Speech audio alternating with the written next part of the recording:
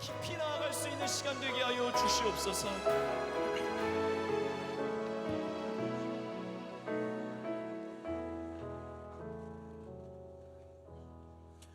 다 함께 오늘 받을 은혜를 사모하며 찬송가 321장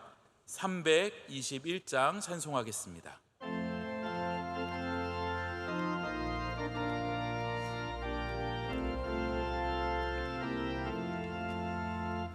날 대속하신 예수께 내 생명 모두 드리니 늘 진실하게 하소서. 내 구주 예수여, 나 구주 위에 살리라. 내 기쁨 한량 없으리. 내 갈 길이 인도하소서. 내 구주 예수여, 날 구원하신 예수를 일평생 의지하오니 날 영접하여 주소서. 내 구주 예수여, 나 구주 위에 살리라. 내 기쁨 한량 없으리. 내 갈 길이 인도하소서. 내 구주 예수여, 주 십자가에 달리사 날 자유하게 했으니 내 몸과 마음을 주 위에 다스게 하소서. 나 구주 위에 살리라. 내 기쁨 한량 없으리. 내 갈 길이 인도하소서. 내 구주 예수여.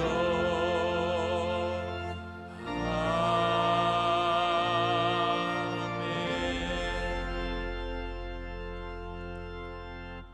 오늘 우리에게 주시는 하나님의 말씀은 다니엘 10장 10절에서 14절 말씀입니다. 구약 성경 1250면에 있는 다니엘 10장 10절에서 14절 말씀을 저와 여러분들이 교독하시고 마지막 절 같이 읽도록 하겠습니다. 한 손이 있어 나를 어루만지기로 내가 떨었더니 그가 내 무릎과 손바닥이 땅에 닿게 일으키고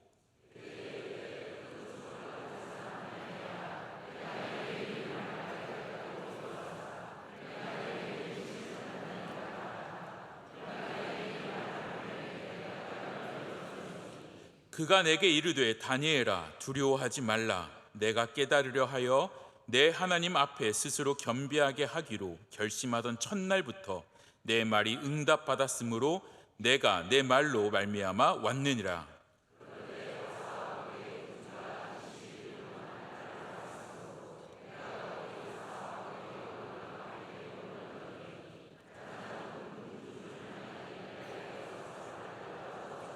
함께 읽습니다. 이제 내가 마지막 날에 내 백성이 당할 일을 내게 깨닫게 하려 왔노라. 이는 이 환상이 오랜 후의 일임이라 하더라. 아멘.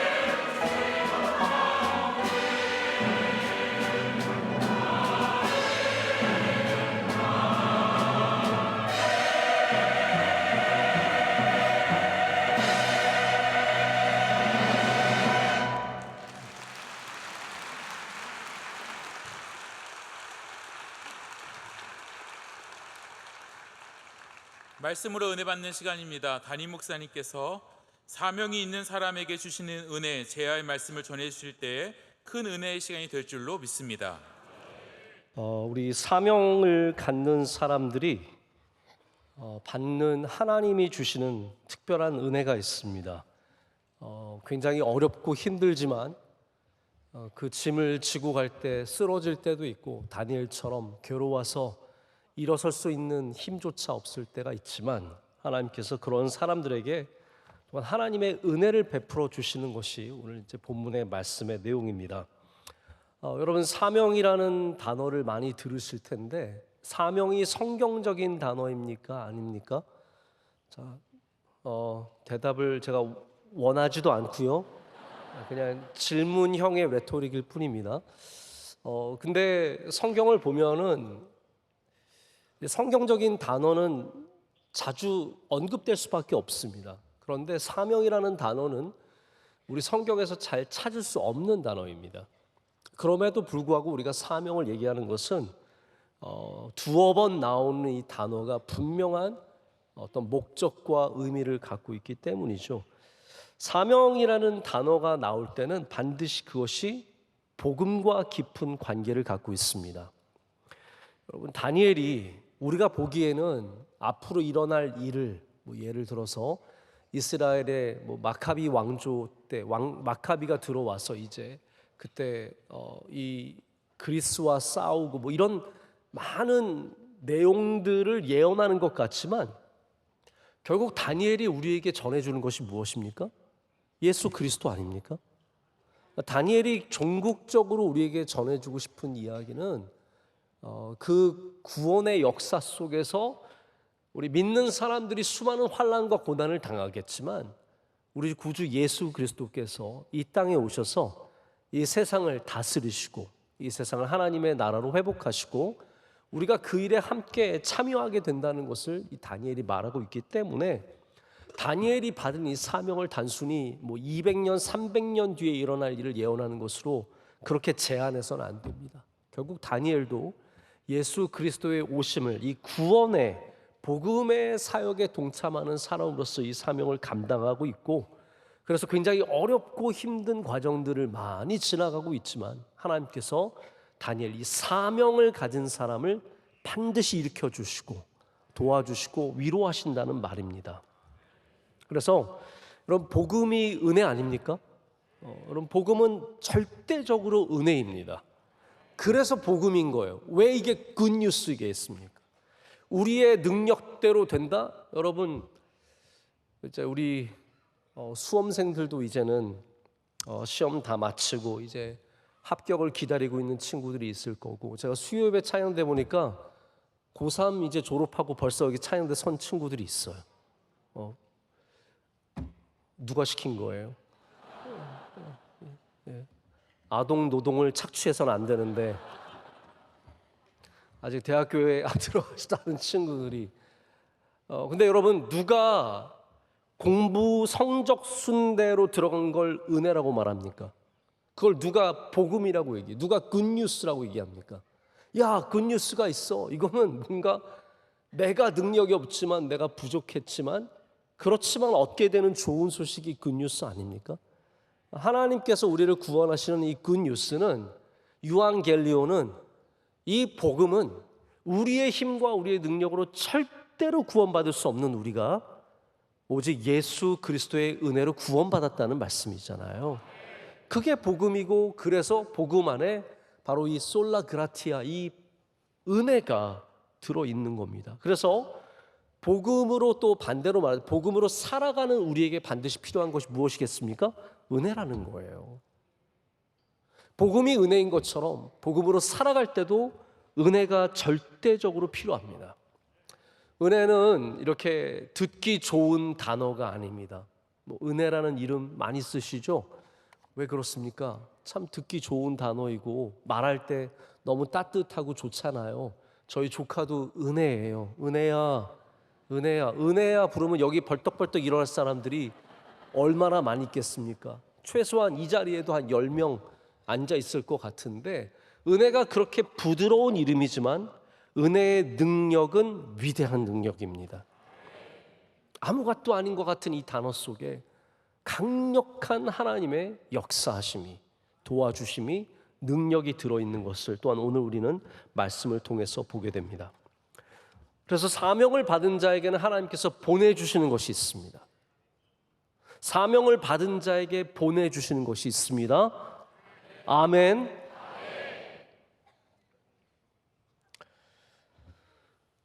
11절에 천사가 다니엘에게 나와서 뭐라고 말하냐면요, 내가 내게 보내심을 받았다라고 말합니다. 자, 보십시오. 이 천사를 누가 보냈겠습니까? 하나님이 보내시지 않았겠습니까? 하나님께서 다니엘에게 사명만 맡겨주신 것이 아니라 이 환상과 이 뜻을 전하시기 위해서 동시에 그 막중한 사명을 갖고 있는 다니엘을 위해서 이 천사를 보내주시고 주의 사자를 통해서 그를 위로하시고 은총을 입은 자여 평안하라 평안하라 위로하고 일으켜주고 입술을 만져주고 온갖 하나님이 말씀만 하시는 게 아니라 터치도 하시는 거예요. 우리 모두는 하나님의 터치가 필요합니다. 오늘도 혹시 지쳐 있으신 분 계시다면 찬양대 가운데 오늘 일찍 와서 눈 오는데 눈 오면 또 졸립니다. 졸린데 피곤한데 막 힘들게 준비하시고 이 자리에 서시고 여러분 가운데도 일 마치고 힘들게 이 사명을 갖고 오신 분들 계시다면 하나님의 터치가 있으시길 축복합니다. 여러분의 손을 만져주시고 머리를 쓰다듬어 주시고 우리의 마음을 만져주시고 모두가 하나님의 터치가 필요하다는 거죠. 그래서 하나님께서 주의 사자를 보내셔서 위로하시는 겁니다. 먼저는 뭐라고 말씀하시냐면요, 너의 기도를 내가 알았다라고 하나님께서 가르쳐 주십니다. 이게 여러분 위로가 아니겠습니까? 여러분이 기도하는 것을 하나님께서 아신다는 거예요. 기도를 하자마자, 이게 좀 복잡한 얘기지만 다니엘이 기도하자마자 하나님께서 기도하는 다니엘에게 사자를 보내셨는데, 다만 이 천사가 오다가 페르시아의 군주, The Prince of Persia예요. 페르시아의 왕자. 여기 우리 성경, 요즘 성경은 군주라고 되어 있는데 이 바사의 왕자 군주가 막아서 21일을 못 왔대요. 여러분 그 말씀 오늘 읽으셨죠? 이 부분이 아주 중요한 부분 중에 하나인데 이게 다니엘이 기도한 시간이에요. 그러니까 다니엘이 한참 기도하고 금식하고 있을 때 출발한 게 아니라 하나님께서는 기도하자마자 주의 사자를 보내주십니다. 근데 다만 주의 사자는 이 심각한, 아주 중요하고 심각한 영적 전쟁에 휘말리게 됩니다. 주님의 위로를 전하고 주님의 말씀을 전하려고 하는 사자를 막는 이 악한 세력들, 이 영적인 악한 세력들과 싸우느라 21일을 못 왔죠. 근데 누가 와서 도와줬다고요? 미가엘이 와서 도와주게 됩니다. 오늘 본문 말씀 안 읽으셨습니까? 미가엘이 와서 이 아무리 페르시아의 군주가, 아무리 메대의 군주가, 그리스의 군주가, 별의별 이 세상의 세력을 잡은 사탄과 악한 영들이 있겠지만 여러분 하나님의 영이 반드시 이기십니다. 그래서 이 천사가 거기와 싸우다가 막아서 못 오고 있다가 미가엘이라고 하는 이 강력한 천사장이죠.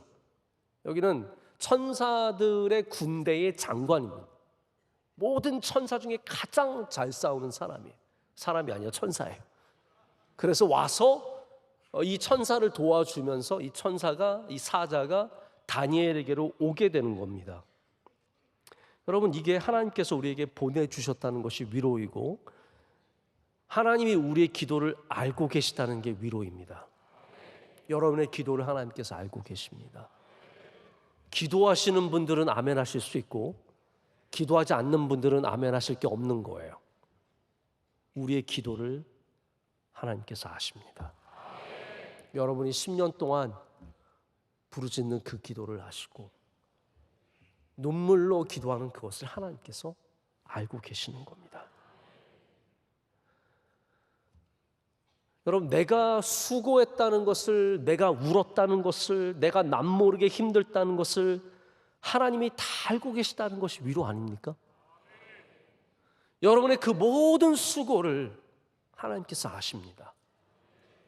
옛날에 시집 가서 안 믿는 가정에 가서 정말 눈물로 토요일 밤마다 밤을 새우면서 주일날 교회 가기를 소망했던 여러분의 눈물을 아시고, 시누이들 다 시집 보내고 시동생 시집 보내고 조카들 돌봐주고 억울한 일 당하고 별의별 수고 다 하신 여러분들의 모든 수고를 하나님께서 아십니다.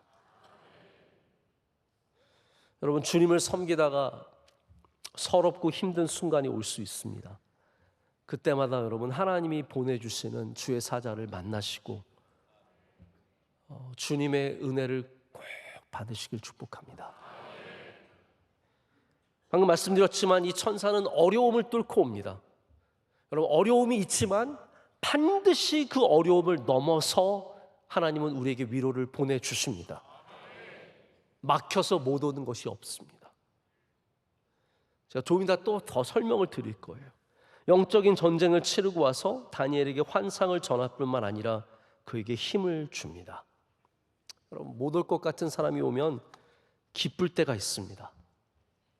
우리 아빠 이번 공연에 못 올 줄 알았는데 아빠가 저기 와서 앉아 있으면 그게 아들에게 힘이 되는 것이고, 이번 행사에 안 올 줄 알았던 우리 집사님이 와주면 힘이 되는 것이고, 이게 다 위로이며 은혜입니다. 오늘 찬양하신 두 분의 솔리스트 집사님들 너무 좋았죠. 네, 정말 저도 은혜를 많이 받았는데 두 분이 공연을 얼마 전에 하셨어요. 아마 저는 뭐 공연을 안 해봐서 잘 모르겠지만 객석이 잘 보이진 않으실지라도 아는 얼굴을 만나면 얼마나 반가울까요? 얼마나 위로가 될까요? 우리 교회 찬양대에서 가서 이렇게 소복이 앉아 있으면 얼마나 힘이 되고 위로가 되겠습니까? 저도 이번에 미국에 가서 설교를 하는데 제가 뭐 어디 알리진 않았어요. 다른 분이 알리시더라고요. 명성교회 원로 목사님께서 자꾸 여기서 어디 가서 설교한다고 광고를 하시더라고요. 저는 아무 말 안 하고 갔는데, 근데 그 교회가 이제 제가 설교한 교회 중에 하나가 미국 이민교회에서 가장 큰 교회 중에 하나입니다. 뭐 크다는 것이 어떤 절대적인 가치는 아니지만, 그래서 가서 설교를 하는데 갔더니 목사님이 안 계신 거예요.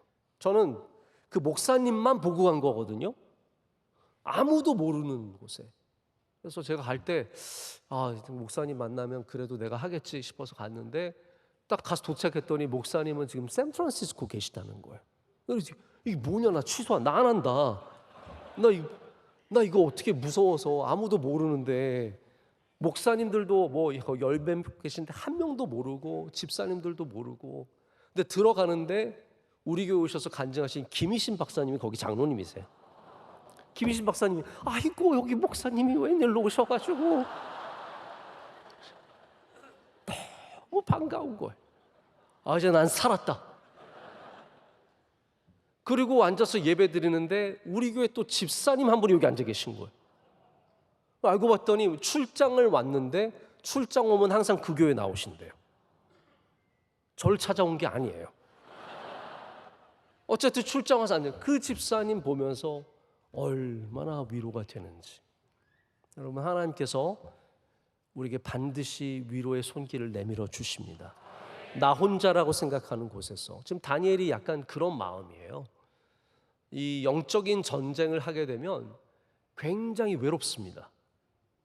영적인 전쟁을 도와줄 사람이 많지 않습니다. 그거를 알 수 있는 사람도 많지 않습니다.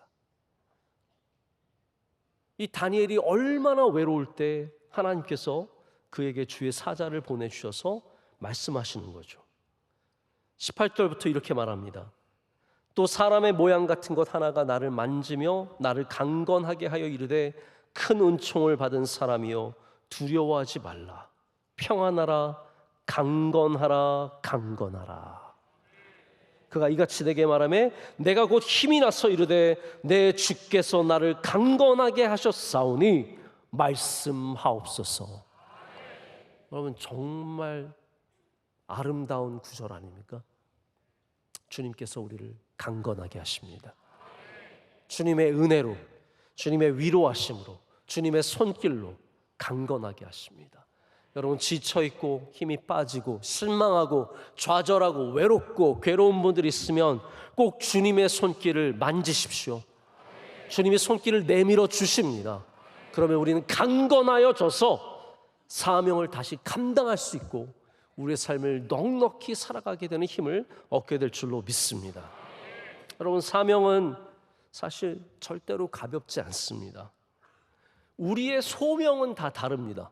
소명이 뭡니까? 콜링이에요. 우리의 콜링은 다 다릅니다. 어떤 사람들은 음악인으로 콜링을 받고, 어떤 사람은 목회자로 콜링을 받고, 어떤 사람은 사업가로 콜링을 받습니다. 그러나 우리의 소명은 달라도 사명은 똑같은 거예요. 우리의 사명은 오직 예수 그리스도, 오직 주님, 복음. 이 사명은 절대로 저와 여러분이 다르지 않습니다. 그 사명 안에서 어떤 분은 고아 사역을 하시기도 하고 어떤 분은 사업을 하시기도 하겠지만 모든 사명의 초점은 다 같은 겁니다. 그래서 사명이 절대로 쉽지 않습니다. 다니엘에게만 그래서 이 사명이 또한 있는 것이 아닙니다. 오늘 우리가 다니엘서를 읽지만 오늘날의 우리도 다니엘과 똑같은 사명을 가진 사람인 것을 잊어서는 안 됩니다. 우리도 이 바벨론과 같은 세상 속에서 다니엘처럼 믿음 지켜야 하고요, 기도해야 되고요, 어떤 일이 있어도 하나님을 향한 우리의 시선을 절대로 놓쳐서는 안 됩니다. 그게 우리의 사명이에요. 여러분이 믿음으로 살아가고 있으면 그게 사명자인 겁니다.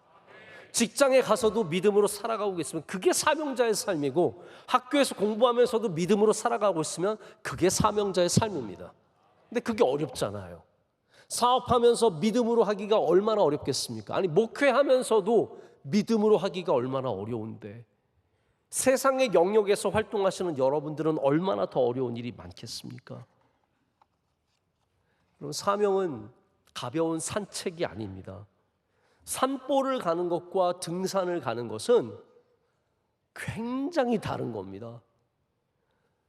저희 가족은 휴일 때마다 제가 아이들을 데리고 우리 뒷산에 올라갑니다. 요즘엔 겨울이고 좀 질척거려서 거기가 땅이 질어지니까 잘 안 갔는데 또 날 풀리면 이제 또 데리고 올라갈 거예요.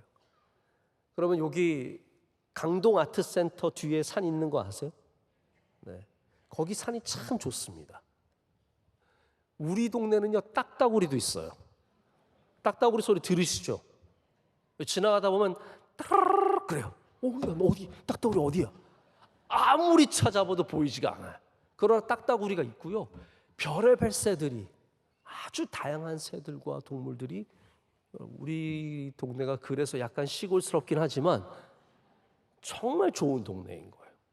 그래서 제가 아이들 데리고 한두 시간 이렇게 산을 타고 걸으면 그렇게 좋을 수가 없더라고요. 아이들과 식물들도 보고 저게 뭐야, 저게 산까치야, 저게 뭐야 얘기도 해주고.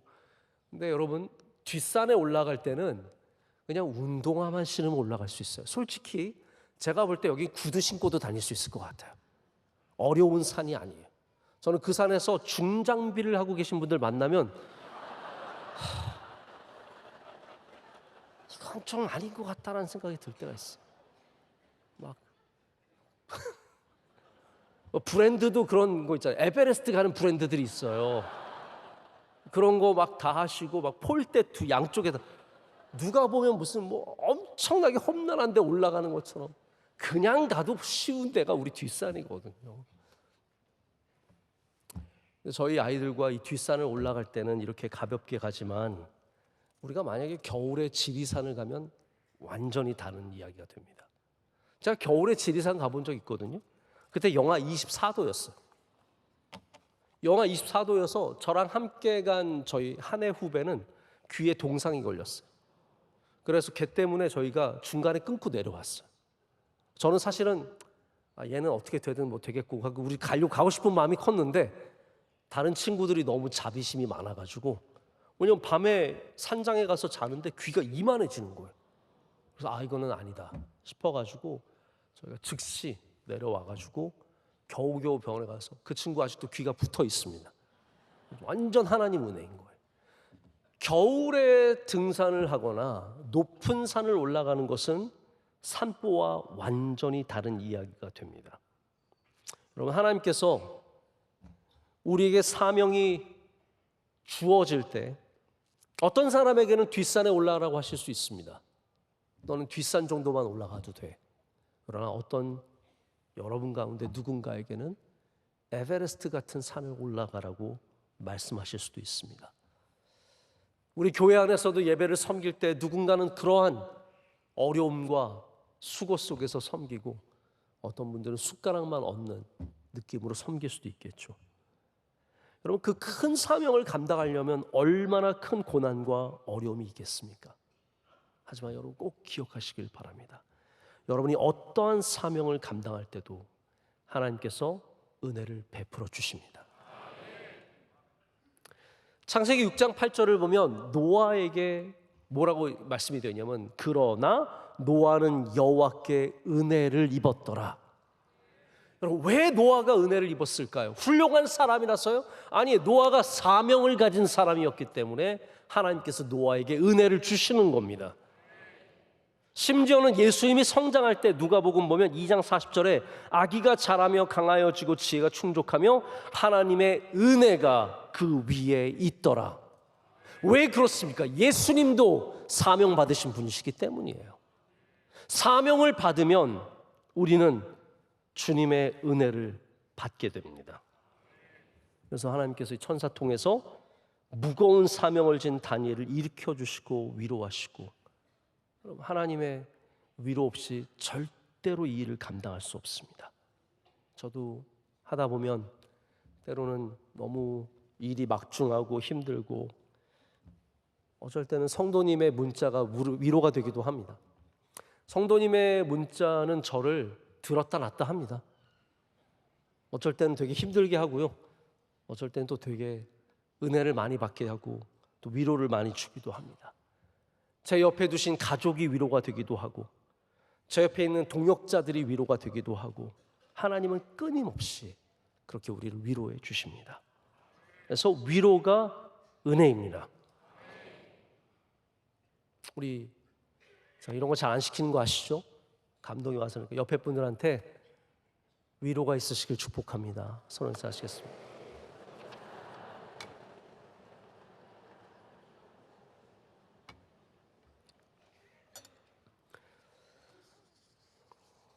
제가 미국에서 목회할 때 한 번은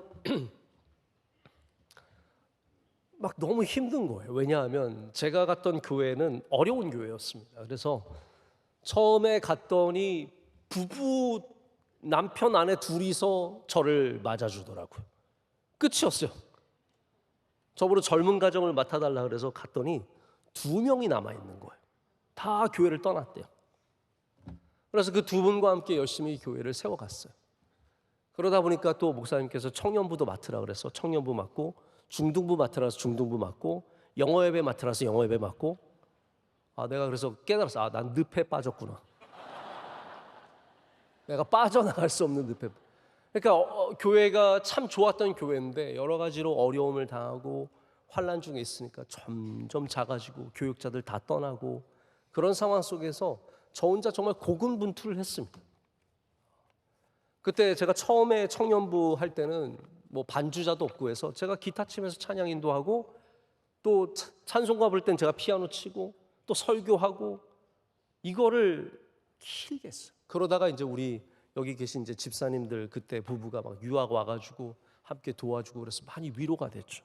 근데 한 번은 제가 마음속에 굉장히 시험이 드는 거예요.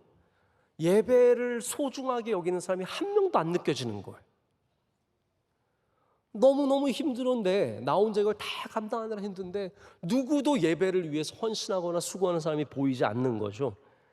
여러분, 사람이 이게 시험에 들면 별의별 게 다 섭섭하고 아프고 괴롭고 힘듭니다. 근데 제가 그렇게 스스로 생각을 하면서 막 힘들어 하는데 제가 전화를 하지 않은 우리 남자 청년 하나가 저한테 전화를 하는 거예요. 그래서 목사님 저한테 전화하셨어요? 그러는 거예요.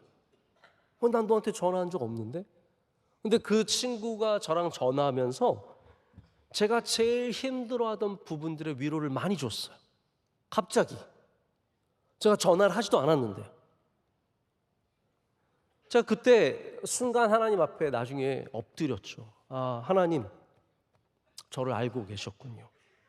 내가 힘들어하는지 어려워하는지 제가 시험 들었는지 하나님 알고 계셨군요. 하나님께서 은혜의 손길을 저에게 내밀어 주시는 것을 제가 보지는 못했지만 봤습니다. 하나님의 위로를 경험하는 순간의 신비함은 주님의 위로가 있을 때 우리의 모든 마음의 짐과 어려움들이 순식간에 다 녹아버린다는 거예요. 마치 해가 뜨면 다 녹아버리듯이 제 안에 쌓였던 것들이 다 녹아지고 주님이 주시는 강건함이, 할렐루야, 오늘 이 천사가 전해주는 강건함이 저와 저에게 있었던 거죠. 여러분에게도 그 강건함이 있으시길 축복합니다. 우리 또 한번 인사해 볼까요?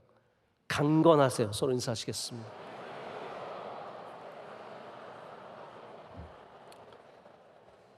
하나님의 은혜는 위로이며 그게 위로가 우리에게 참 복이 된다는 말입니다. 성경은 그래서 예수님의 사역을 위로의 사역으로 말합니다. 예수님께서 우리에게 남겨주신 성령님을 우리가 다른 말로 뭐라고 합니까? 보혜사라고 하죠. 카운슬러, 컴포터. 컴포터는 위로자예요. 헬퍼예요. 도우시는 분이세요. 이 모든 것이 바로 하나님께서 갖고 계신 성품이시며 이것이 성령님께서 우리 가운데 행하시는 일입니다. 그래서 성령 충만하셔야 됩니다. 성령 충만해야 작은 일에도 넘어지지 않고 큰 일을 감당하면서도 넉넉하게 감당할 수 있는 것은 성령님께서 우리를 항상 위로하시기 때문에, 우리를 붙잡아 주시기 때문이죠. 여러분, 어려운 일 만나시면 성령 충만해지셔야 합니다. 나에게 좀 버거운 일을 만나고 내가 감당하기 힘든 일들을 만나고 교회 안에서 인간관계로 어렵고 그러면 자꾸 인간관계로 풀려고 하지 마시고요, 성령 충만해지시라고. 그때 하나님께서 우리를 위로해 주시고 강건하게 하셔서 다니엘처럼 일어서게 하시고 다시 사명을 향해 가게 하시는 겁니다. 세 번째 이야기인데, 하나님께서 사명자를 위해서 하시는 일이 뭐냐면 우리를 위해서 싸우십니다. 하나님이, 그게 우리에게 주시는 은혜입니다. 이게 다 내 싸움이 아니에요. 하나님께서 우리를 위해 대신 싸워 주십니다. 오늘 아주 흥미로운 구절이 있습니다. 13절 말씀입니다. 우리 13절 말씀 한번 다 함께 읽어보겠습니다. 그런데 바사 왕국의 군주가 20일 동안 나를 막았으므로 내가 거기 바사 왕국의 왕들과 함께 머물러 있더니 가장 높은 군주 중 하나인 미가엘이 와서 나를 도와주므로. 아멘. 제가 지난주에 다니엘이 어떻게 금식하고 있었는지를 여러분께 말씀드린 거 기억하실지 모르겠습니다. 유대인들에게 1월입니다. 유대인들에게 1월은 유월절이 있습니다. 이제 우리도 부활절이 다가올 때가 유월절입니다. 그게 이제 유대인의 1월입니다. 근데 유월절 있는 기간 동안에 24일에 지금 이 일이 일어나고 있는데, 그렇기 때문에 우리 21일 전인 1월 3일 날 금식을 시작했다라고 추측을 하죠. 21일입니다. 그 21일 가운데 유월절과 무교절이라고 하는 이 긴 절기가 있습니다. 다니엘이 이때 금식하고 기도하고 있었어요. 그렇기 때문에 우리는 이 말씀을 보면은 하나님께서 그 천사를 아까 말씀드린 것처럼 기도의 시작과 함께 이미 보내주셨다는 걸 알 수 있어요. 21일 동안 내가 오지 못했다라고 말하고 있기 때문입니다. 근데 여기 아주 우리가 이해하기 쉽지 않은 이야기가 나옵니다. 바사 왕국의 군주가 자기를 막았다라고 하고, 자기는 바사 왕국의 왕들과 함께 머물렀는데 가장 높은 군주 중 하나인 미가엘이 와서 나를 도와주었다라고 말합니다.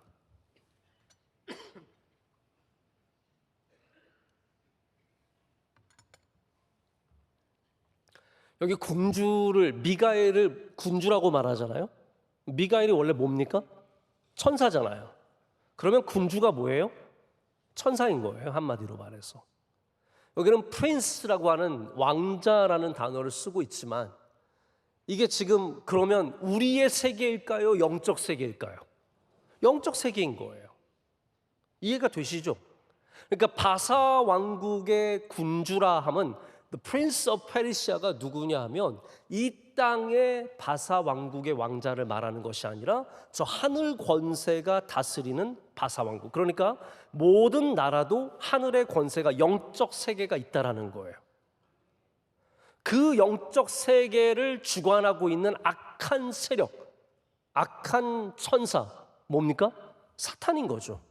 사탄의 수많은 악한 천사들, 그들 가운데 바사 군주, 바사라는 제국을 통치하고 있는 이 악한 영이 지금 다니엘에게 이 말씀을 줘서 유대인들과 하나님 경외하는 사람들로 하여금 믿음을 지키게 하는 이 천사를 막는 겁니다. 다시 말해서 우리가 사명을 감당할 때 영적 세계에서 수많은 싸움이 일어나고 있다는 거예요. 우리가 보지 못하는 영적 세계의 전쟁이 분명히 있다는 거죠. 근데 하나님께서 이 천사를 도와주시기 위해서 미가엘을 보내주셔서 이 전쟁을 이기게 하십니다. 이걸 또 우리가 어떻게 할 수 있냐면 나중에 20절을 한번 보세요.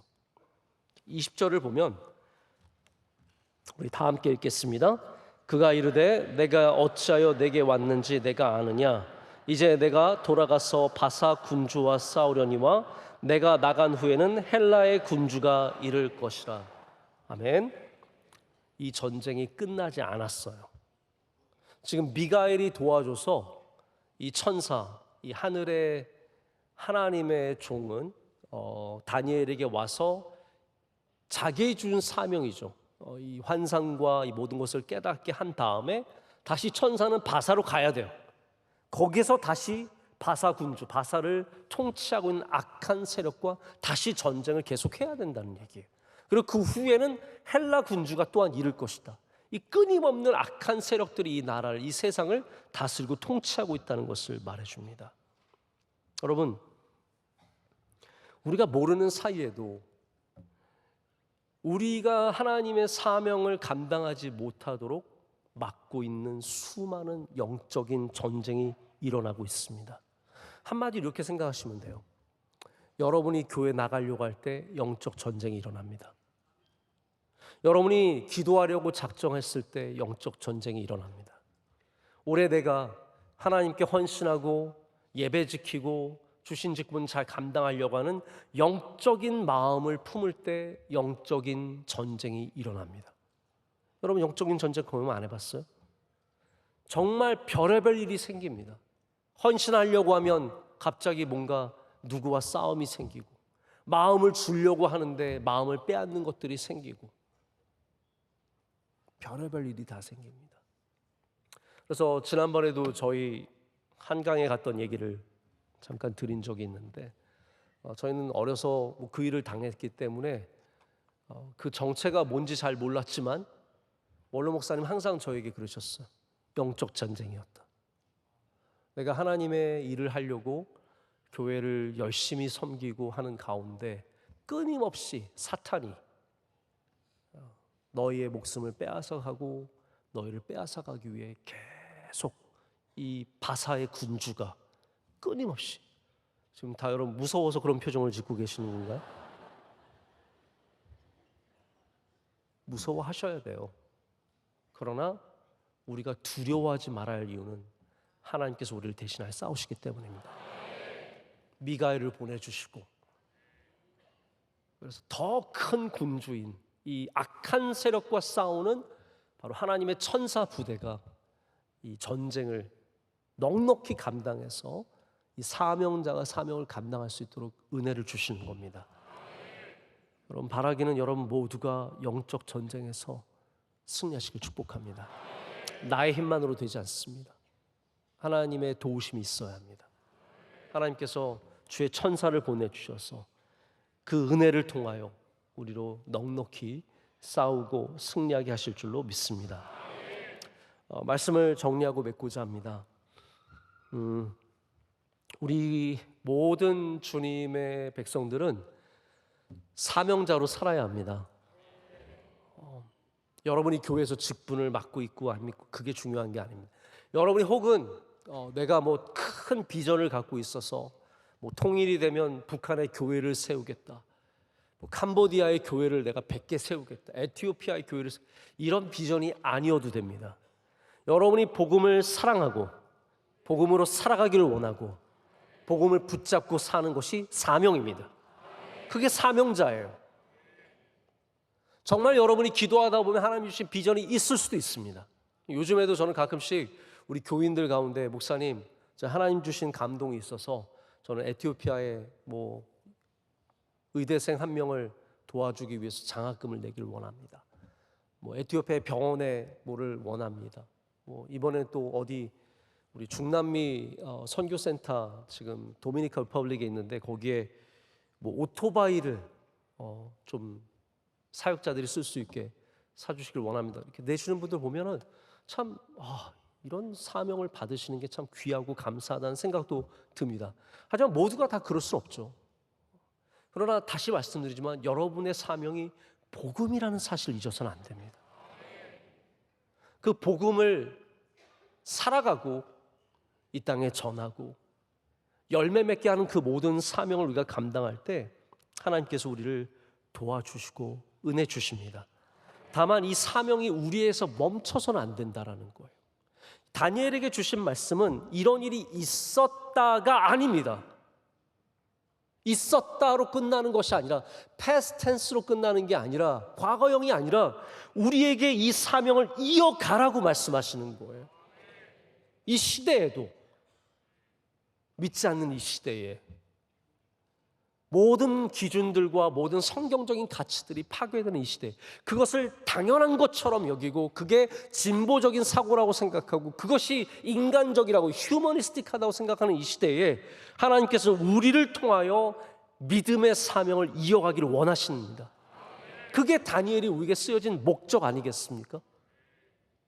다니엘이 쓰여진 것은 그냥 좋은 문학 작품 하나, 재밌는 작품 때문이 아닙니다. 뭐 사자굴에 들어가고 불풀무에 들어가고 이 어린 소년이 바벨론에 가서 총리가 되고 멋진 이야기죠. 하지만 이것이 소설이 아니라 우리에게 주시는 말씀인 것은 우리로 그 삶을 살아내라고 주시는 겁니다. 이제 내일은 우리 대학부가 수련회를 가고 모레는 우리 유소년 학교, 초등학생들 성경학교가 있습니다. 우리 아이들이 다니엘처럼 사명 가진 주님의 귀한 아이들 되길 간절히 소망합니다. 제가 전에 한번 이 이야기 들려드린 적 있을 거예요. 피리 부는 산에 나는 피리 부는 사나이. 피리 부는 산에, 저는 이 이야기를 참 좋아하거든요. 왜 그러냐 하면요, 이게 다음 세대 이야기이기 때문이에요. 중세에 한 피리 부는 사나이가 있었는데 어느 마을에 쥐가 막 들끓는 거예요. 흑사병 옮기는 게 쥐잖아요. 거기에 대한 공포가 있는데 쥐가 들끓으니까 이 피리 부는 사내한테 시장이 요구를 했어요. 자네가 와서 이 쥐를 없애주면 내가 엄청난 돈을 주겠네. 그랬는데 정말 피리 부는 사내가 가서 쥐를 다 없앴어. 피리를 불어가지고 피리피리피리 다 나와가지고 막 쫓아와가지고 강물에 다 빠뜨려 죽였어. 얼마나 시원하고 난리가 났어. 그런데 사람은 들어갈 때 마음과 나갈 때 마음이 다르잖아요. 그러니까 이 시장이 피리 부는 사내한테 돈을 안 주는 거예요. 아무리 빌어도 안 주는 거예요. 그래서 어느 날 피리 부는 사내가 동네 아이들 다 피리로 불러가지고 그 아이들 죽인다는 어마어마하게 잔인한 이야기잖아요. 여기 뭐 실제로 있었던 이야기다, 뭐 여러 가지 이야기가 있는데 핵심은 이겁니다. 그 아이들을 언제 불렀느냐? 주일날이에요. 그 동화의 소설에 그렇게 나와 있습니다. 왜 주일입니까? 당시 카톨릭 신도들이 자기들은 교회 가도 아이들은 교회를 데려가지 않았기 때문입니다. 아이들을 다 놓고 부모님만 간 사이에 피리 부는 사내가 들어와서 남아있는 애들 싹 다 데려가는 겁니다. 오늘 제가 무서운 얘기를 너무 많이 해서 죄송합니다. 제가 여러분에게 무슨 뭐 애들 남겨두고 오면 피리 부는 사내 데려간다 이런 말씀을 드리는 건 아니에요. 교회 학교가 생긴 지가 얼마 안 됐습니다. 썬데이 스쿨이라는 개념 자체가 얼마 안 된 개념이에요. 개신교의 개념이죠. 그만큼 옛날에 우리의 다음 세대를 믿음으로 길러내는 것에 큰 관심이 없었습니다. 저절로 다 그렇게 크는 줄 알았죠. 여러분이 집사님이고 안수 집사님이고 권사님이고 장로님이고 목사라고 할지라도 우리 다음 세대의 믿음은 저절로 되는 게 아닙니다. 의도적이어야 합니다. 열심히 있어야 합니다. 하나님의 은혜가 있어야 합니다. 사명을 이어가야 합니다. 저는 이 저녁 예배도 사명이라고 생각합니다. 심심해서 나오신 분 한번 손 들어보세요. 정말 저녁에 할 일이 없어서 동계올림픽도 몇 시까지밖에 안 하고, 올림픽이 아니고 동계 아시안게임도 몇 시까지밖에 안 하고, 우리 여기에 제가 볼 때 90% 이상은 사명입니다. 예배는 사명자가 지키는 겁니다. 저는 그래서 예배를 뭐 되게 팬시하게 만들고 멋지게 만들고 이게 얼마나 효과가 있을까 생각. 왜냐하면 여러분 그런 걸로 예배 오는 사람은 그런 거 없어지면 안 와요. 진짜 예배 지키는 사람은 이게 막 되게 팬시하고 멋져서 온 게 아니에요. 사명 때문에 온 거예요. 그렇잖아요. 오늘 제가 설교 안 하면 안 오십니까? 아니요. 여러분은 누가 설교를 하는지 수요 예배 보지도 않아요. 네? 보지도 않고 와서 보는 거예요. 오늘 담임 목사님이 앉았네. 오늘 원로 목사님 앉아 계시네. 왜 그렇습니까? 여러분이 어떠한 취향, 프레퍼런스로 예배를 드리는 게 아니라 사명으로 예배드리기 때문입니다. 이거 물려줘야 되지 않겠습니까? 왜 이게 1세대에는 있고 왜 2세대는 없냐는 거예요. 뭐가 문제입니까? 왜 이게 다음 세대에는 이 사명이 없냐는 거예요. 저는 우리 명성교회 수요 저녁 예배가 사명자들의 예배가 되기를 간절히 소망합니다. 여기 오시면 주님께서 위로해 주십니다. 은혜 베풀어 주십니다. 영적 싸움에서 승리하게 하십니다. 반드시 이 사명을 끝까지 잃지 마시고 우리 다음 세대 또한 이어줄 수 있는 저와 여러분 되기를 간절히 소망합니다. 우리 함께 찬양하고 기도하겠습니다. 이 시간 찬양할 때 우리 내 영혼은 안전합니다. 함께 찬양하겠습니다.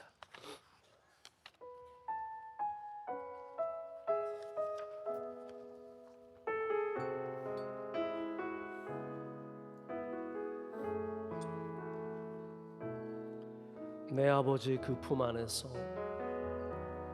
내 아버지 그 품 안에서 내 영혼은 안전합니다. 주 손길로 내 삶을 나누시니 그 평강이 나를 덮습니다. 나 비록 넘어지며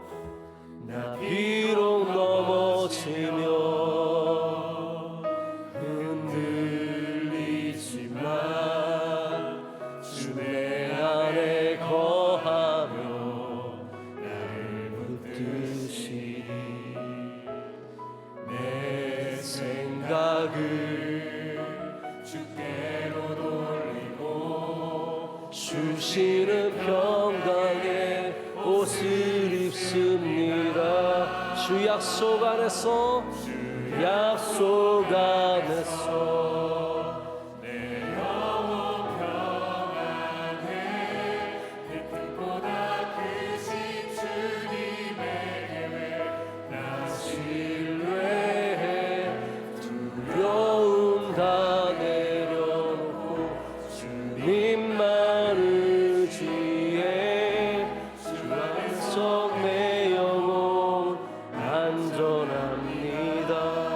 다시 한번 하겠습니다. 내 아버지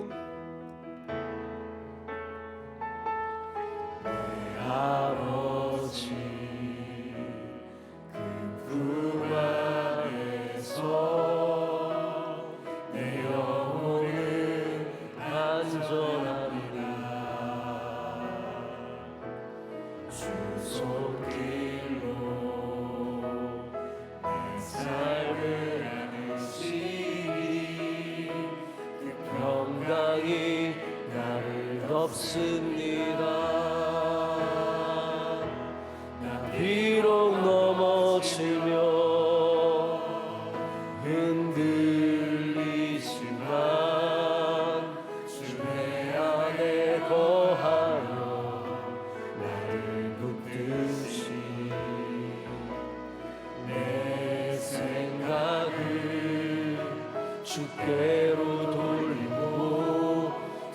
주시는 평강의 옷을 입습니다.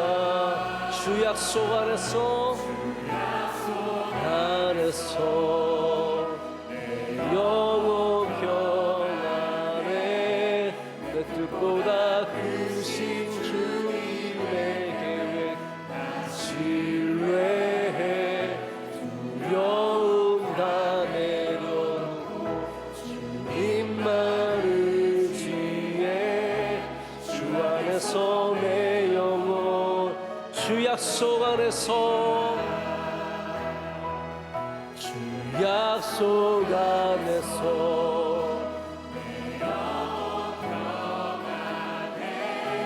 내 뜻보다 크신 주님의 계획 신뢰해 두려움 다 내려놓고 주님만 의지해 주 안에서 내 영혼 안전합니다.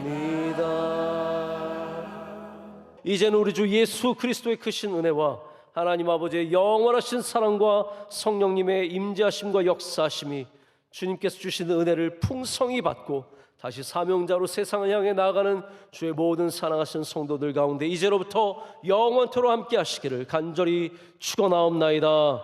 아멘.